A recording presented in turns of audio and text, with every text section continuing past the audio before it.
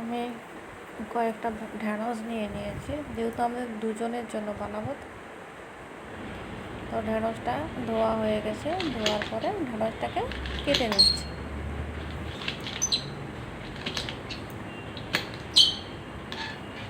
এক এক করে ঢ্যাঁড়সগুলো আমি সব কেটে নিয়েছি। কড়াই তেল দেবো।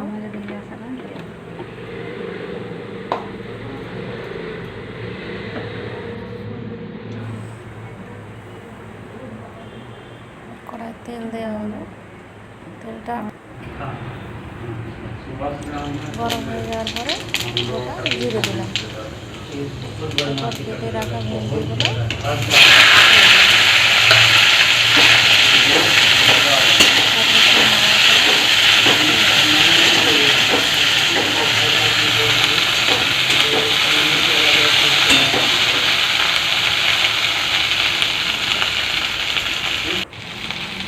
এবারে নুন দিয়ে দিলাম, একটু লবণ দিয়ে এগুলো আর একটু নাড়াচাড়া করে নিতে হবে।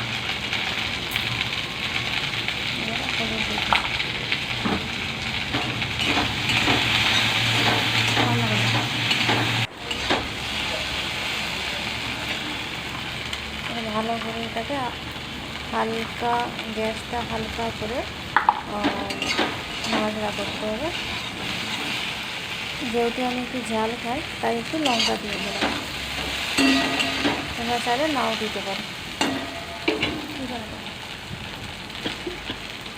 মোটামুটি ভাজা হয়ে আসছে, এতে আমি ম্যাগি মশলা একটু অ্যাড করবো। তো মনে হচ্ছে ম্যাগি মশলা একটু কম হয়ে গেছে, আর একটু দিলে হয়তো ভালো হতো, যেহেতু আমি একটু দিয়েছিলাম।